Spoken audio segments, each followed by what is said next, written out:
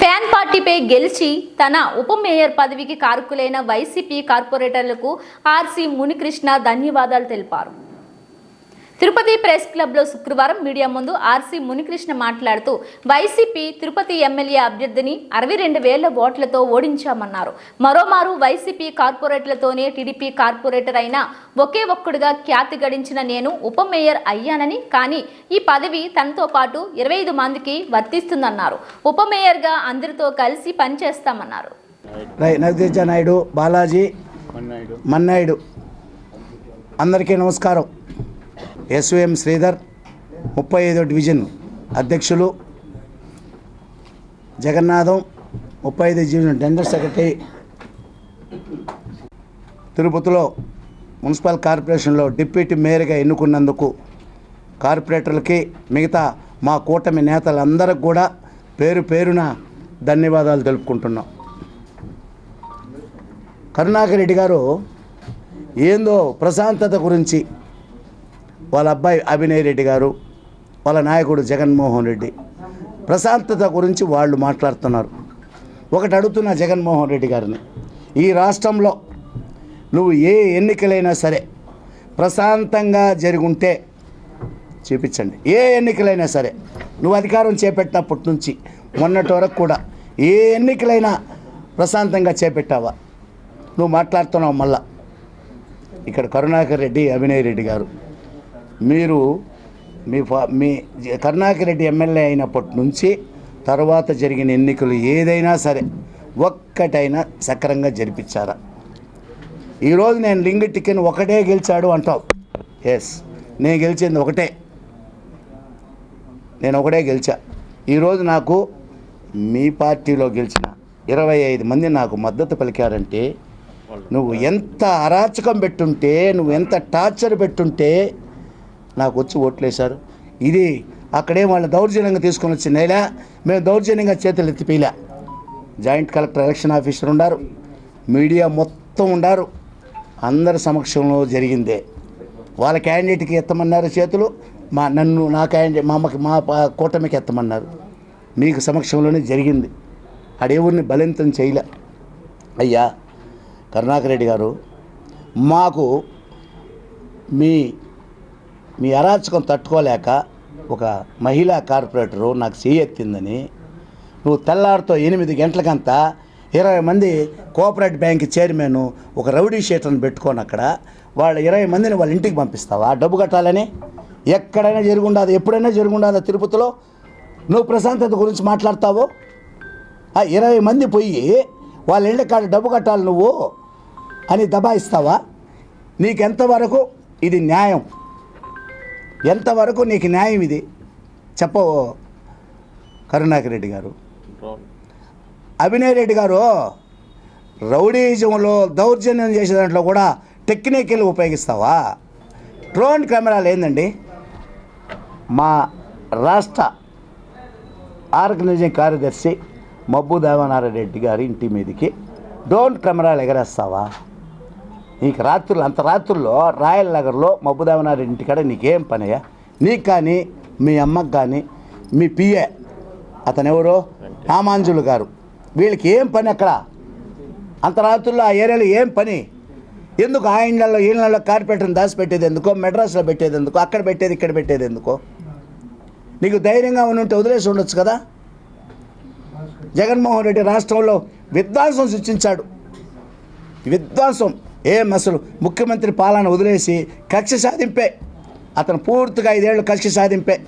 చంద్రబాబు నాయుడు కావచ్చు, తెలుగుదేశానికి మద్దతుదారులు కావచ్చు, ఇక అందరినీ కూడా ఎన్ఆర్ఐలు కావచ్చు, అందరి మీద ధ్వంసం, ఆస్తులు ధ్వంసం. వాళ్ళు ఎన్ని వ్యాపారాలు ఉంటే అన్ని వ్యాపారాలు ఇబ్బంది. అయ్యా నువ్వు ఎంతమంది కార్పొరేట్లను తిరుపతిలో ఇనామాస్ చేసావు చెప్పవయ్యా? రావయ్యా, నీ బైబిల్ నువ్వు ఎత్తుకొని రా. నేను నమ్మిన గంగమ్మ తల్లి దగ్గరకు వస్తా, చేస్తాం. కోఆపరేటివ్ బ్యాంక్ ఎన్నికలు జరిగితే, చాలా పవిత్రమైన కోఆపరేటివ్ బ్యాంక్ ఎన్నికలు జరిగితే నేను స్వచ్ఛందంగా జరిపిస్తాను అదనేసి పోలింగ్ బిగిన 5 నిమిషాలు కూడా కాకముందే క్యాండిడేట్లందరిని అరెస్ట్ చేస్తావా? ఈ తిరుపతిలో ఈ విధంగా ఎప్పుడైనా జరుగుంటే రండి, మీకు కోఆపరేటివ్ బ్యాంకులో 32,000 పడింది ఒక్కొక్కరికి అంటున్నావు. 100 ఓట్లు స్వచ్ఛందంగా ప్రజలు వేసుంటే మీరు ఎక్కడికి చెప్పినా నేను సిద్ధం ప్రమాణం చేసేదానికి. 100 ఓట్లు నువ్వు వచ్చి చెయ్యి, చెప్పు. కార్పొరేట్లు ఇనామస్ చేసుకున్నావు, కోఆపరేటివ్ బ్యాంకుల్ని ఇనామస్ చేసుకు 32,000 ఓట్లు చేసుకు. మళ్ళీ ఇంతకుముందు కూడా చెప్పాను నేను, ఎంపీ ఎలక్షన్లో తిరుపతి ప్రజలు నీకు ఓట్లు వేయరని పుంగునూరు, మదనపల్లి ఆ నుంచి తెచ్చుకొని వచ్చి ఓట్లు వేయించుకున్నాం. మీకు అసలు తిరుపతి గురించి, తిరుపతి ప్రశాంతత గురించి మీరు మాట్లాడనేకూడదు. బొమ్మన ఫ్యామిలీ అసలు మాట్లాడకూడదు. తిరుపతిలో దౌర్జన్యాలు ఎలా చేయాలని నేర్పించింది మీరు, నువ్వు, మీ కొడుకు. వేరే వాళ్ళ నెలల్లో పోయి డ్రోన్ కెమెరాలు ఏందండి తిప్పేది? రాత్రి 1 గంటకి మీరు, మీ అమ్మ, మీ నాయనకి అనుకుచరుడుగా ఉండే రామాంజులు వీళ్ళు పోయి అక్కడ పోయి గన్నులు పెట్టుకొని తిరగడమా? ఏమనుకుంటున్నారు మీరు? చంద్రబాబు నాయుడు గారు, పవన్ కళ్యాణ్ గారు, లోకేష్ గారు, కూటమి నేతలు అందరూ కూడా మనకొద్దు, ప్రశాంతంగానే పోతున్నాం, పోండి. చంద్రబాబు నాయుడు గారిని అరెస్ట్ చేస్తూ కూడా కక్ష చేదుకున్నాడని చెప్పిన దానివల్లనే మేము తిరుపతిలో ప్రశాంతంగా ఎన్నికలు జరిపించాం. లేదంటే మీరు, మీ అబ్బాయి, మీ వైఎస్ఆర్ కాంగ్రెస్ పార్టీ గూండాలు రోడ్లోకి రారు. అయ్యా పోలీసులు జరిపించారా 5 ఏళ్ళు ఎలక్షన్? మీకు పోలీసుల దగ్గర జరిపించారు. వాళ్ళ భార్య ఉంటే ఎంప్లాయ్మెంట్ ఎత్తుకొని పెట్టుకోవడం, భర్తను విత్డ్రా చేసుకోమనం. ఒకవేళ భార్య వేసుంటే అంగళ్ళ మీద ధ్వంసం చేయడం. ఎట్లా ఎలక్షన్ జరగాలనో తిరుపతిలో ఆ విధంగా జరిపింది మీరు. ప్రశాంతత లేఖం చేసింది మీరు. కౌన్సిల్ సమావేశంలో మీరు 49 మంది ఎన్నికలు జరిగితే 48 మంది మీరు గెలిచారు, నేను ఒక్కడే గెలిచా. కానీ కోపంతో కూడా మీరు 53 మంది ఉంటే ఏ రోజు కూడా మీకు నేను తొంగల, లొంగల, భయపడలే, నిలబడి ప్రతి ఒక్కదానికి ఎదురుపడ్డా. ఈరోజు నీ అరాచకాన్ని తట్టుకోలేక, నీ ఇబ్బందులు తట్టుకోలేక కార్పొరేటర్కి ఇవ్వాలనే గౌరవం ఇవ్వకుండా కనీసం వాళ్ళు కూర్చోమని కూడా అనేది లే. కార్పొరేటర్ని ఇంటికి పోతే కూర్చోమని కూడా నీ ఇంట్లో పనివాళ్ళు మరొక చూసి వాళ్ళు తట్టుకోలేక నాకు 25 మంది మద్దతు పలికారు. ఇంకైనా నువ్వు మానుకో, ఊరికి అబద్ధాలు చెప్పొద్దండి. ఏదంటే అది చెప్పేస్తే నువ్వే వీడియో తీస్తావు, నువ్వే పెడతావు. వాటి ఎక్కడైనా రండి, మీడియా సమావేశంలో కూర్చుంటాం, మీరు రండి, మనం అందరం కూర్చుంటాం. ఏ ఎన్నికలు జరిగింది ప్రశాంతంగా చెప్పండి మనండి. ఏ ఎన్నికలైనా సరే అంత మోసం, అబద్ధాలు. నువ్వు అసలు ఇంకొకటి మాట్లాడతారు మీరు, చంద్రబాబు నాయుడు గారు, అతను మా మంత్రి గురించి, ఇక్కడ ఎమ్మెల్యే గురించి, మా నాయకుల గురించి నువ్వు ఇష్టం వచ్చినట్టు నోటుకు వచ్చినట్టు మాట. వ్యక్తిగతంగా ఎందుకయ్యా? నీ వ్యక్తిగతంగా చెప్పాలంటే కరుణాకర్ రెడ్డికి చాలా ఉన్నాయి. వ్యక్తిగతాల గురించి మాట్లాడాలనుకుంటే కరుణాకర్ రెడ్డి గారి గురించి, అభినయ్ రెడ్డి గురించి చాలా ఉన్నాయి. వద్దో రాజకీయాలుగానే చేయండి, వ్యక్తిగతంగా పోవద్దండి. ఏం తిరుపతిలో ఊరికే కూర్చోవడం తెలుగు కూటమి వాళ్ళు అనుకుంటున్నారేమో. మా నాయకులు ఆ విధంగా ఇచ్చారు మాకు సలహా. మేము కానీ రోడ్లోకి వస్తే ఆ పరిస్థితులు వేరేగా ఉంటాయి. ఈరోజు మీరు ఇంత చేసినా, ఇంత అరాచకం చేసినా మీ వాళ్ళ మీద ఎక్కడానికి కేసు పెట్టామా? మమ్మల్ని అయితే 5 ఏళ్ళు మీరు ఏది పిలిపించినా, ఒరే వినాయక చవితి జరుపుకోలేదండి తిరుపతిలో. మేము తెలుగుదేశం పార్టీ కూటమి నాయకులము వినాయక చవితి రోజు కూడా కనీసం వినాయక చవితి అని పండగ కూడా ఎత్తుకుమ ఏడంటే ఎత్తుకుమ అరెస్ట్ చేయించేసాం. సరే, ఎక్కడ దాముకున్న వాళ్ళు ఏడనబై టెంకాయలు కొట్టాలి కదా, వినాయకుడు ఉంటే కూడా దీని ద్వారా పట్టించుకొని పోయి లోపల పెట్టేసినావు. వినాయక పండగ కూడా చేసుకోకుండా చేసినావు మీరు. తిరుపతిలో ఏ ప్రోగ్రాం కన్నా జగన్మోహన్ రెడ్డి వస్తున్నాడంటే ముందుగా అందరిని అరెస్ట్ చేసేసేది, తెరలు కట్టేసేది. ఎందుకయ్యా అంత భయము? కరుణాకర్ రెడ్డి గారు, మీరు అనుకుంటున్నారు ఏందో ప్రజలు మనల్ని ఏం పట్టించుకుంటారులే అనుకుంటున్నారు. ప్రజలు పట్టించుకుంటున్నారు కాబట్టి మిమ్మల్ని 63,000 పైచిలుకుతో మీ అబ్బాయిని ఓడించారు. జగన్మోహన్ రెడ్డికి రాష్ట్రంలో 11 సీట్లే ఇచ్చారు. జనం అంతా చూస్తూ ఉంటారు. మీరు అనుకుంటున్నారేమో మనం ఏం చేసినా పట్టుకోవడదని. మీరు చేసిన 5 ఏళ్ళ అరాచానికే మిమ్మల్ని 63,000 పైచిలుకుతో మిమ్మల్ని ఓడించారు. మీరు మాట్లాడొద్దండి తిరుపతిలో ప్రశాంతత గురించి. మీరు మాట్లాడే అర్హత లేదు. చెప్పండి, మీరు పలానా ఎలక్షన్ ప్రశాంతంగా జరిపించామని లోపల ఎలక్షన్ కమిషన్ ముందర మీడియా సమక్షంలోనే ఒక్కొక్క క్యాండిడేట్ చెబితే ఎంతమంది చేతులు ఎత్తారో అందరూ చూశారు. దాని ప్రకారమే అతను రిజల్ట్ చేస్తే ఆ మహిళ మీద, మీ లోపల ఉండే మహిళలు అతని మీద వెగపడతారా? తెల్లారి 8వ గంటకంతా మగవాళ్ళని పంపిస్తావు, వాళ్ళ ఇంటికాడికి డబ్బు కట్టాలమ్మా నువ్వు అనేసి. మళ్ళీ మీరు మాట్లాడతారు ప్రశాంతత, మహిళలు, వాడిని వీళ్ళని అనేసి. ఇదేమి దౌర్జన్యమా? ఇదేం దౌర్జన్యం చెప్పు? ఇదా తిరుపతి ప్రశాంత గురించి నువ్వు మాట్లాడేది? తిరుపతిలో చాలా ఎన్నికలు చూసాం. చాలామంది శాసనసభ్యులు కూడా ఉన్నారు. ఏ రోజు కూడా ఎవరు ఇంత అరాచకం చేసింది లేదు. నువ్వు మానుకోవాలి. నువ్వు మానుకుంటే బాగుంటుంది. నేను చెప్పాను ఇంతకుముందు కూడా, రాజకీయాలు వదిలేవా? నీ దౌర్జన్యానికి రాజకీయాలు ఇక్కడ ఒప్పుకోరు ఇక్కడ జనాలు. ఇదే నీకు ఆ రోజు 63,000తో ఓడించింది ఒక ఎత్తు అయితే, ఈరోజు నన్ను మీ కార్పొరేటర్లు 25 మంది నన్ను ఎన్నుకోవడం మరొక ఎత్తు. అది గుర్తుపెట్టుకోండి. ఆ గుర్తుపెట్టుకొని రాజకీయాలు స్వస్తి పలకండి. మీరు గెలిపించిన కార్పొరేటర్లే నన్ను 25 మంది నన్ను మద్దతు పలికారు. మీకు చాలు. ఇంకా మీ రాజకీయాలు వదిలేయండి. ఇంకా దాంతో మీ రాజకీయాలు వదిలేయాలి. ఒక్కడనే ఆ రోజు నన్ను హేళన చేశారు. కూర్చోవయ్యా, పోవయ్యా అనేవాడు. ఈ పొద్దు అందరూ కార్పొరేటర్లు, మా కూటమి నేతలు అందరూ కలిసి నన్ను డిప్యూటీ మేయర్గా ఎన్నుకున్నారు. అదే కౌన్సిల్ హాల్లో డిప్యూటీ మేయర్గా మేము కూర్చుంటాం కూటమికి తరపున. మా కార్పొరేటర్ అందరం కూడా స్వేచ్ఛగా తిరుపతిని ఎలా అభివృద్ధి చేయాలో, నేను ఒక్కడే కాదండి కార్పొరేటర్లు, ఓటేసిన 25 మంది ప్లస్ 26 మంది కార్పొరేట్ డిప్యూటీ మేయర్గానే వ్యవహరిస్తాం. మేము నియంతగా పరిపాలించినాం. ప్రజలకు ఏది అవసరమో, తిరుపతిలో ఏది అభివృద్ధి చేస్తే బాగుంటుందో చేస్తాం. నువ్వు మాస్టర్ ప్లాన్ రోడ్డు వేసావు, రా మీ వాళ్ళంతా రండి. ఏ మాస్టర్ ప్లాన్ వెనకాల ఎంతెంత కూటమి, ఎంతెంత అవినీతి జరిగిందో నిరూపిస్తాం. టీడీఆర్ వాళ్ళు ఎంత చేసినారో అవినీతి జరుగుతున్న ఒక్కొక్కరు కూటికి లేని వాళ్ళు 100 కోట్లలో పడగెత్తారు. ఆధారాలతో కూడా చూపిస్తాం. 100 కోట్లు వాళ్ళ జీవితంలో సంపాదించారు ఈ 3 ఏళ్ళలో కొందరు కార్పొరేటర్లు. వాళ్ళు నీకు భాగస్తులు, మీ కొడుకుకి భాగస్తులు.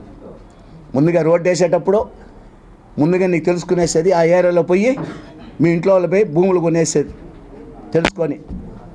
ఒక మేయర్ని మహిళని చేసావు. ఈ మాస్టర్ ప్లాన్ రోడ్లు ఏ రోజైనా మేయర్తో కానీ అధికారులతో కానీ డిస్కస్ చేసావా? మీ ఇంట్లో కూర్చొని డిస్కస్ చేసుకునేది కాదు, ఆఫీసులో డిస్కస్ చేసావా? స్వయంగా మేయరే ఆ రోజు ఈ మాస్టర్ ప్లాన్ రోడ్ లేదో నాకు తెలియదే, అసలు నాకు తెలియదు కూడా అని స్వయంగా మీటింగ్లు అడిగింది ఆమె. ఎక్కడైనా రాష్ట్రాల్లో ఒక చోట చేపించండి, మేయర్ పక్కన ఎమ్మెల్యే కూర్చోవడం సభ జరిపించింది. రాష్ట్రంలో ఎక్కడైనా సరే ఒక్క చోట మేయర్ పక్కన నువ్వు కూర్చుంటావు, జరిపిస్తావు ఎన్నికలు. ఆమెను మాట్లాడినీరు, నువ్వే మాట్లాడతావు. నువ్వు తప్పిందనుకో ఆడ మీ కొడుకు మాట్లాడతాడు. ఏమన్నా గౌరవం ఇచ్చినావు మేయర్కి? నువ్వు మేయర్కే గౌరవం ఇలా, కార్పొరేటర్లకు గౌరవం ఇలా. మళ్ళీ నువ్వు దౌర్జన్యం. మా దగ్గరికి వచ్చాడని ఒక కార్పొరేటర్ని వాళ్ళ భార్యను తీసుకొచ్చి మీ ఇంట్లో పెట్టుకుంటావా? ఏడయ్యా జరిగేది ఇదే కాదు. మాకు ఓటేస్తాడని తెలుసుకొని ముందు రోజు వాళ్ళ భార్యను తీసుకొచ్చి పెట్టుకుంటావు ఇంట్లో. ఎవడనే చేస్తున్నారని తిరుపతిలో మారిగా ఎన్నికలు. కరుణాకర్ రెడ్డి గారు, మీరు ఇప్పుడు మబ్బుదాయమనే ఇంటికి మీద రాత్రిలో 1 గంటకి ఏందండి మీకు పని? మీకు, మీ కొడుక్కి, మీకు, మీ మిస్సెస్కి, రామాంజులనే పిఏకి అక్కడ ఏం పని చెప్పండి? రాయల్ నగర్లో వాళ్ళ ఇంటికాడ ఏం పని? ఎందుకు అంత రాత్రుల్లో వచ్చి మీ కొడుకుని తీసుకోవాలి? అక్కడ మీ కొడుకు ఆడికి ఎందుకు వచ్చాడు? డ్రోన్ కెమెరాలు ఎందుకు ఎగరేశారు? అసలు ఏం జరిగిందో చెప్పవయ్యా మీడియాకు వచ్చే. వద్దో అలాంటి తిరుపతిలో పెట్టొద్దండి. ఒక ఇంటి మీదకి ఒక మాజీ ఎమ్మెల్యే, 2 సార్లు ఎమ్మెల్యే అతను మబ్బురామరెడ్డి గారని 2 సార్లు ఎమ్మెల్యే వాళ్ళ అబ్బాయి ఇంటికాడికి వెళ్ళి డ్రోన్ కెమెరాలు ఎగరేసి రౌడీలంతా చేరేసి మాననాదాయాలతో ఉండి ఎందుకు వచ్చారు మీరు? నువ్వెందుకు? మీ అబ్బాయి ఎందుకు వచ్చాడు? వాళ్ళ అమ్మ ఎందుకు వచ్చింది? మీకు పర్సనల్ అంటే రామాంజలి అంటే కరుణాకర్ రెడ్డి గారు అనుకోండి, అతను ఎందుకు వచ్చాడు అక్కడికి? ఏదో చెప్పండి మీరు. అది చెప్పకుండా ప్రశాంత ఏదో అయిపోయింది, మేమేదో బలింతం చేసేసినాము, మేమేదో దౌర్జన్య ఎన్నికలు జరిగినాయి, మీడియా సమక్షంలో, అధికారుల సమక్షంలో అందరి సమక్షంలో ఎన్నికలు జరిగాయి. నేను ఇళ్ళ మా నాయకులు, కూటమి నాయకులు ఎవరు ఇళ్ళ కాడపై దౌర్జన్యాలు చేయలే. వాళ్ళే స్వచ్ఛందంగా నీతో వచ్చిన వాళ్ళు కూడా, నువ్వు క్యాంపులో పెట్టుకున్న వాళ్ళు వచ్చిన వాళ్ళు కూడా మాకు చేతెత్తారు. అంటే నీ అరాచకం తట్టుకోలేక నువ్వు విలువలే వాళ్ళకి.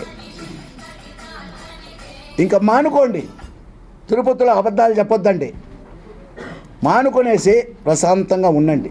నీకు ఒకసారి మీ అబ్బాయికి 63,000తో బుద్ధి చెప్పారు. నీకు 25 మంది కార్పొరేటర్లు, మీ గుర్తు మీద గెలిచిన కార్పొరేటర్లు మాకు మద్దతు పలికి నన్ను డిప్యూటీ మేయర్గా చేశారు. ఇంకా చాలు, నీకు ఇది ఇంతకన్నా పరాజయం ఉండదు. సైలెంట్గా వదిలేయండి రాజకీయాలు. ఇంకా చాలామంది ఉన్నారు మీ పార్టీలో కూడా, వాళ్ళు వస్తారు, రాజకీయాలు చేస్తారు. ఇది ఎంతకాలం దౌర్జన్యాలు ఒప్పుకుంటారు? తిరుపతిలో చేసే ప్రతిసారి దౌర్జన్యమేనా? అన్ని ఎలక్షన్ దౌర్జన్యమేనా? ఈ దౌర్జన్యాలకు తిరుపతిలో భయపడరు ప్రజలు. సరిగ్గా బుద్ధి చెప్పినారు కూడా.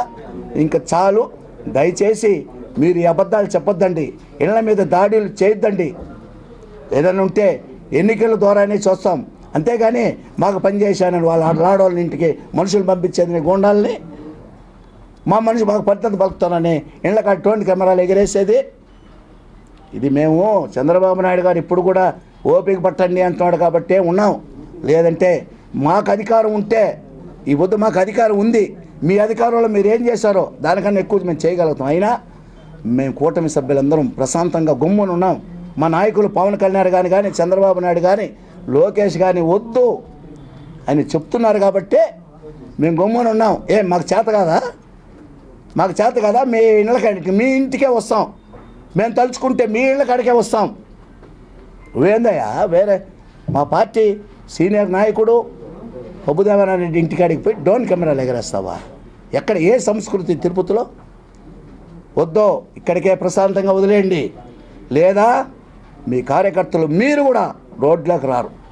మేము పోలీసు వాళ్ళు ఉపయోగించాం. మీరు ప్రతిసారి 5 ఏళ్ళు పోలీసు వాళ్ళే పరిపాలించారు. పోలీసు వాళ్ళే పారాలించేసేది, పోలీసు వాళ్ళే ఇళ్ళకాడ దబాయించేది పోలీసు వాళ్ళే. ఇంకా చాలు కరుణాకర్ రెడ్డి గారు, అభినయ్ రెడ్డి గారు, వైఎస్ఆర్ పార్టీ గూండాలు చాలండి. మీ రాజకీయాలు వదిలేయండి. దయచేసి ప్రజలకు క్షమాపణ చెప్పేసి మేము చేసిన 2 రోజులు తప్పు, మమ్మల్ని మన్నించండి, ఇంకా మేము రాజకీయాలకు రాము అని స్వస్తి పలకాలని కరుణాకర్ రెడ్డి గారికి, వాళ్ళ అబ్బాయి అభినయ్ రెడ్డి గారికి మేము కూటమి తరపున విన్నవించుకుంటున్నాం. ప్రజల తరపున అతని వాళ్ళకి చెబుతున్నాం.